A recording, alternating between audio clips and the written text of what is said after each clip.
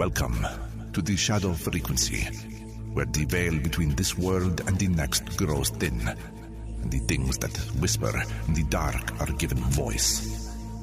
From the cryptic candlelit studios, deep in the Indiana forests, your host, Matt Wilson, and his spectral producer, Juniper Ravenwood, unearth the forbidden, the forgotten, and the fearsome.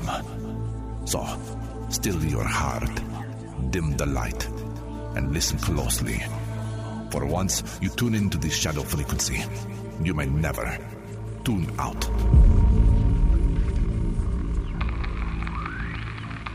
Matt, can you hear me?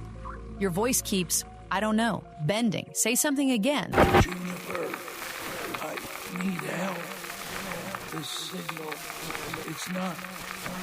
Juniper, help. Matt, where are you? What studio are you in? Are you down in the engineering area again? Talk to me. Just say where you are. Juniper? Who exactly are you talking to? You. Or I thought it was you. Your voice was coming through the Homage CB again. It was echoing like you were calling from a mine shaft in the next dimension. I haven't touched that thing tonight. I was in the other studio warming up the board. So if you heard me on the CB... Then it wasn't you. Great. Love that. Love when the ghosts start doing impressions. Oh, fantastic. It's developing a sense of humor. We're going to need to start charging it union dues. Before it starts asking for its own, Mike, let's get to tonight's case. I'll grab the file. All right, drawer 3, cold as always. Loose newspaper clippings, a handful of thumbtacks, somebody's half-eaten peppermint, Chris. Here we go. Episode 255, Drop from the Sky, the unexplained death of Zigmund Adamski. This one's been sitting in the cabinet humming for weeks. That's never a good sign. Nope. If the cabinet hums, the story's either haunted or radioactive. Either way, my kind of night. I mean, look at the case file. A man goes missing. 5 days later, he's found dead on top of a coal pile like he fell from the clouds. Burns on his neck, weird ointment no one could identify, and a police officer who later reports his own UFO encounter. Todd Morton's greatest unsolved mystery, and tonight we're unraveling every tangled thread of it.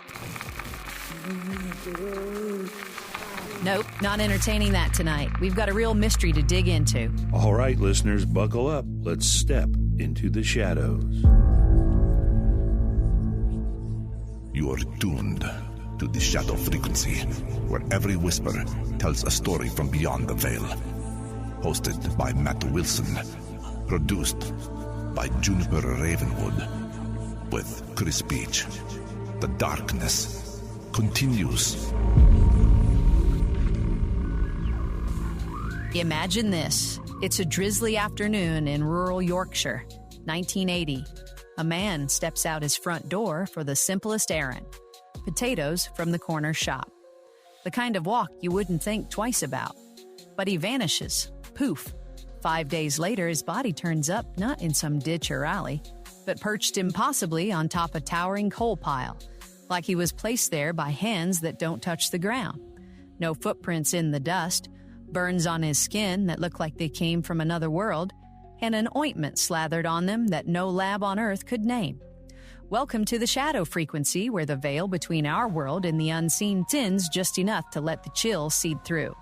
Tonight, Matt and I peel back the layers on Zigmund Adamski, a coal miner dropped from the sky, and the officer who found him, only to chase shadows of his own. If you're listening alone, maybe check the locks, or don't. The dark listens back. Juniper, you always know how to set the mood. Got me glancing at the coal scuttle like it's hiding something. Yeah. Folks, buckle up. This one's got vanishings, glowing crafts in the mist, and a connection that whispers they're watching. Let's dive into the file. Oh, I'm already hooked, Matt. Take us there.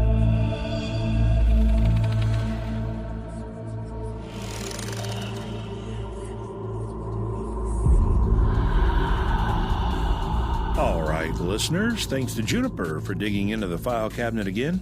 She's got a nose for the ones that linger like smoke in your lungs. Tonight's case, it's a doozy from the misty moors of West Yorkshire, 1980. Picture the Pennines, rolling hills shrouded in fog. Old coal mines scarring the earth like wounds that never heal. This is UFO Alley. They call it now. A hot spot where the sky feels too close, too watchful.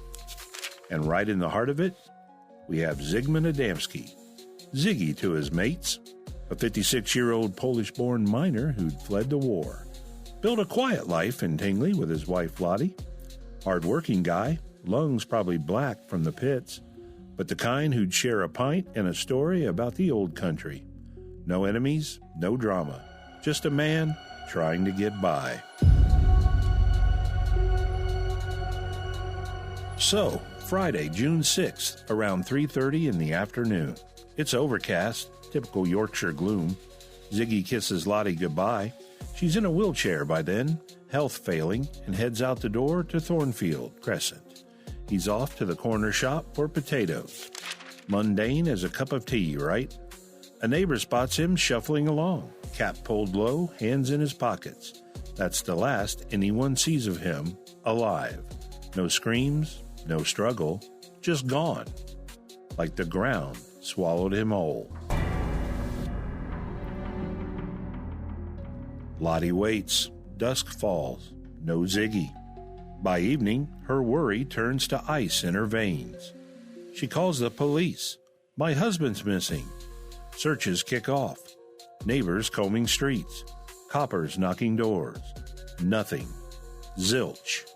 5 days drag by in that heavy, unspoken dread. Where do you even start when a man evaporates mid-errand? Was it a random grab in the fog? Something waiting in the hedgerows? Or something that doesn't cast a shadow? Cut to Wednesday, June 11th. Tedmonton, 20 miles west over the hills through the valleys that twist like secrets. A coal yard by the railway goods depot. Trevor Parker, the yard worker, climbs up for a routine check. And there, atop a 10-foot pile of anthracite, black, jagged, unforgiving, lies a body, face up, staring at the sky. It's Ziggy, dressed in his best suit jacket and trousers, like he was headed to a wedding. But no shirt, no wallet, no watch. And here's the gut punch. The coal pile's undisturbed. No footprints trailing up the slope. No drag marks, no scuffs. It's like he was airlifted in, dropped gentle as a feather on that mountain of dust. Trevor bolts for the phone. Police swarm. And the first copper on scene, PC Alan Godfrey. Godfrey scrambles up that pile, heart pounding, and gets an eyeful that'll haunt him forever. Ziggy's face, frozen in terror. Eyes wide, mouth slack, like he'd stared into the abyss and it stared back. Scared to death, Godfrey mutters later. But wait, it gets weirder. Ziggy's suit, pristine. Not a speck of coal dust. After 5 days missing, you'd expect grime, tears, the works. But no. Clean as a whistle. His hair's been crudely trimmed, like with dull shears in a hurry. And his beard? Just a day's growth. 1 day, not 5. As if he'd shaved that very morning. The medics arrive, post-mortem time. And oh, the anomalies pile up like storm clouds. No food in his stomach, hadn't eaten since vanishing. Death, heart attack, they say, late morning or early afternoon that same day. Exposed to the elements just hours. But those burns? Gosh, the burns. Weird corrosive marks on the back of his head, neck, shoulders. Not blunt force, not stabbing. Like acid kisses or electrical kisses from something otherworldly. And smeared over them? A greasy, gelatinous ointment. Yellow-green, they called it. Labs test it. Nothing matches. No known chemical, no earthly salve. What hands applied that? What eyes watch while they did? Lottie. Poor Lottie, she's convinced. Kidnapped, tortured. Why else the missing shirt, torn off in a struggle? The wallet and watch, stolen in the chaos? But no ransom, no witnesses. And how does a 56-year-old stocky miner end up 20 miles away, perched like a discarded doll? The coroner, James Turnbull, calls it the biggest mystery of his career. Open verdict, unsolved. But in the shadows of Tubman, whispers start. The pennons have form, lights in the sky, shapes in the mist. UFO Alley doesn't sleep. And Godfrey, he's already sketching in his notebook, mind racing. What if Ziggy didn't walk away?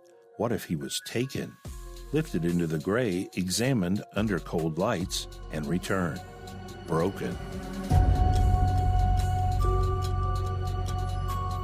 Think about it, friends. 5 days unaccounted. Body cleaned, groomed, treated with alien goo. Place where no man could climb. It's not just a death, it's a message. From them, whoever they are. Chills me every time.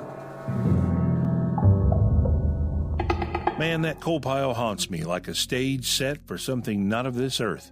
What do you make of those burns, Juniper? Feels like the sky is holding its breath. It's too perfect, Matt. Too deliberate, like he was prepared and returned. Right. Gives me shivers just picturing those eyes. Yeah, and we're not done. God. Second half, we chase the threads to Godfrey's own nightmare and what it might mean for Ziggy. Stick around. Juniper, your turn for the break.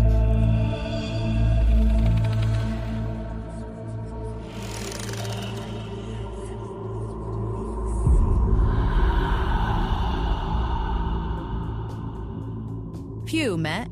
That first half, it's got me pacing the studio, peeking out at the night sky like something's hovering. Zigmund Adamski's story feels like one of those fog-shrouded moors come alive, doesn't it? The clean suit, the mystery salve, it's the kind of tale that makes you wonder what's lurking just beyond the streetlights. What are you all thinking out there? Alien exam table, shadowy hands in the night? Hit us up after. We love hearing your chills. Coming up, Matt ties it to a cop's close encounter that turned his world upside down. But first... Thanks, Juniper. If you're loving the Shadow Frequency, please like and subscribe and follow us on YouTube, TikTok, Facebook, and all major podcast directories. Visit our website at shadowfrequencypodcast.com to catch all our episodes. Leave a voicemail telling us where you're listening from. We might feature it in our next episode. Check out our Shadow blog for companion articles to our episodes, grab some cool swag from our store, or support us by buying us a coffee. Now let's get back over to Juniper for a dive into the mailbag, where we share your thoughts and stories. Juniper? All right, and now time to fire up the spectrocosmic message materializer. Flipping the switches, cranking the dials, feel that It's pulling signals from the ether. Let's see what ethereal dispatch it spins out tonight. Message retrieved. Shall we crack it open and let the listeners' voices echo through the static? Oh, this one's drifting in on a salty breeze straight from the foggy harbors of Nova Scotia. Elias R. writes, Hey, Matt and Juniper, just wanted to drop a note from way up here in Nova Scotia to say how much I've been loving the Shadow Frequency. I usually listen around 11 p.m. right after I finish my shift at the harbor. I'll make a cup of tea, dim the lights, and let the fog roll in across the windows while you two spin those eerie tales. Perfect vibe. I tune in through Spotify, but every now and then I catch some episodes on YouTube just to see some of the new visuals. Those really add to the mood. My favorite episodes tend to be anything involving UFO encounters, unexplained disappearances, and old haunting legends. The way you dig into the history behind them is top-tier storytelling. Episode 237 still gives me goosebumps every time I think about it. Anyway, thanks for keeping the nights interesting up here on the coast. You've absolutely become part of my nightly ritual. Keep the static rolling, Elias R. Halifax. Elias, she got me craving a midnight tea with fog for company. Sounds like the perfect Shadow Frequency ritual. UFOs and vanishings right up our shadowy alley, especially tonight. In episode 237, we'll have to revisit that one for you. Those goosebumps are our love language. Keep those harbor lights on. Who knows what surfaces in the mist? If that's you out there, Elias, drop another line. Remember, folks, our spectral inbox is shadowpodcast@protonmail.com. Matt, back to you for the shadows deepening. You are tuned to the Shadow Frequency, where every whisper tells a story from beyond the veil. The darkness continues. Juniper, Elias from Nova Scotia, man, that's the fuel we run on. Late night harbors and fog, Perfect backdrop for these tales. Thanks for the shout-out, mate. We'll keep the chills coastal style. Episode 237's a beast. Glad it's haunting you right. All right, friends, where were we? Ah, yes, Ziggy Adamski, perched on that coal throne like a warning from the stars. But here's the hook that drags this whole thing into the abyss. PC Alan Godfrey, the man who climbed that pile, locked eyes with terror, and walked away changed. Little did he know the shadows had his number too.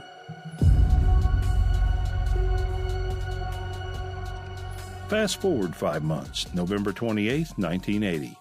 Dawn's a whisper away around 5 a.m. Rain-slick roads in Tudmonton. Mist curling like fingers. Godfrey's on night shift.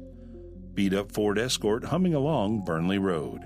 Call comes in, loose cattle, loose on the estate. Cows wandering gardens like ghosts at a picnic. Mundane, right? He slows, scans the gloom. Then bam! Ahead, blocking the road, a glow. At first he thinks it's a crashed bus, double-decker maybe. But as he creeps closer, headlights cutting fog, no, it's no bus. It's a diamond-shaped thing, 20 feet wide, 14 high, hovering 5 feet off the tarmac. Spinning base, steady top, windows glinting like eyes. Bright light pulsing, humming low enough to rattle his teeth. Godfrey slams the brakes, grabs his notebook, treats it like a traffic stop, sketches quick, the shape, the glow, radios for backup, static, car radio, dead. Everything electronic goes quiet, like the thing sucking the signal from the air. He steps out, boots splashing puddles, stares. Then a flash, brilliant, blinding white, like staring into the sun's angry core. Next beat, he's back in the driver's seat, engine idling 100 yards down the road. The craft, gone. Watch check, 25 to 30 minutes vanished. No memory, just echoes. A split boot, red welts on his foot itching like fire ants. He circles back on foot. The road where it hovered, bone dry. Rest of the street, soaked. Like whatever it was burned the rain away. Station house. He reports it straight. Official log, sketch and all. Colleagues buy it at first. 3 other coppers saw a blue-white glow dropping in the valley that night. Halifax boys staking out bikes on the moors, matching time. But headlines hit. Cop sees UFO. Ridicule rolls in. UFO nuts swarm, and Godfrey tormented. Missing time gnaws at him. Solicitor mate suggests hypnosis. Sessions peel back layers. Abducted. Floated aboard on a beam. Examined by little robotic figures, cold hands probing. And a tall one, bearded, humanish, but not. Biblical robes, they say. Questions in his head, not words. Origins, fears. He wakes sweating, convinced it's real. Now, the link, the one that ties Ziggy's corpse to Godfrey's nightmare. Godfrey's the responding officer on Adamski. He saw the burns, smelled the ointment, noted the groomed fear. Months later, his own examination, welts, lost hours, dry ground like a landing scar, Tudmonton's buzzing, Pennon's lights for decades, crafts dipping low. What if Ziggy was first? Snatched mid-stroll, poked and prodded under those lights, heart giving out from the terror. Dropped back, clean, treated with their weird gel, placed high where no human hand could reach. Godfrey next, a witness too close? Or part of the pattern? UFO researchers eat it up. Britain's first abduction duo.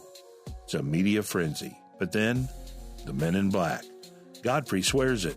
The suit shows his sketch. The Adamski file. Official Secrets Act, shut it. Phone taps, tails, career torched. Transferred, mocked, quits the force. His life unravels. Booze, divorce, regrets. But he holds. Something was there. Now look, I'll level with you. Most of us want the stars to spill secrets, but hypnosis, it's a tricky beast. Psychologists say it plants flags in foggy memories, turns stress into scripts. Godfrey's trauma from Ziggy's stare, the ridicule, could have brewed those robot tales in the subconscious. No hard proof binds them, no craft debris, no matching salve in labs. Maybe Ziggy's burns were a chemical spill from some fool's prank gone wrong, body hauled up by locals covering tracks. Irrational chew, right? But it doesn't stick. That dry road, the ointment, feels too neat for hoax or heart attack. Back to the chill. What if it's bigger? A gateway in the moors, pulling souls for reasons we can't grasp. Ziggy returned empty. Godfrey marked. And us, listening in the dark, wondering if the hum outside's just the wind, or them tuning in. Case cold 40 years, but the frequency still live. Damn, that dry patch on the road, it's the devil in the details. Leaves you staring at ceilings, doesn't it? Unsolved, unquiet. Staring? I'm bolting the windows, Matt. Hypnosis or not, that ointment's got me side-eyeing every lotion in my cabinet. Ha, fair. Tonight reminds us some drops from the sky stick forever. Thanks for riding the frequency with us. More enigmas next time. Juniper, wrap us up.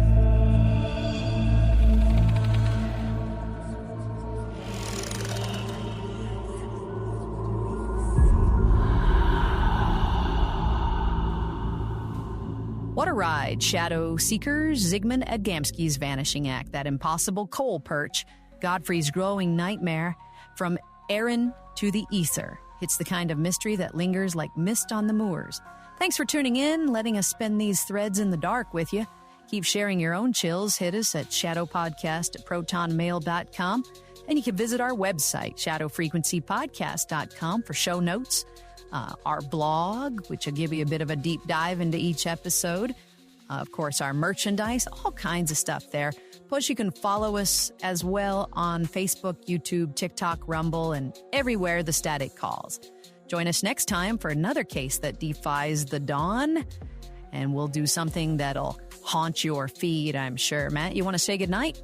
Night, listeners. Keep your eyes on the sky and your doors cracked for the unexplained. Catch you in the shadows. That's the signal fading. Until next frequency, stay curious, stay spooky. Good night. This episode was conjured with a solemn vow to explore the unexplained while remaining bound to the truths that have been unearthed. All interpretations are speculative and offered only for your enlightenment and your entertainment.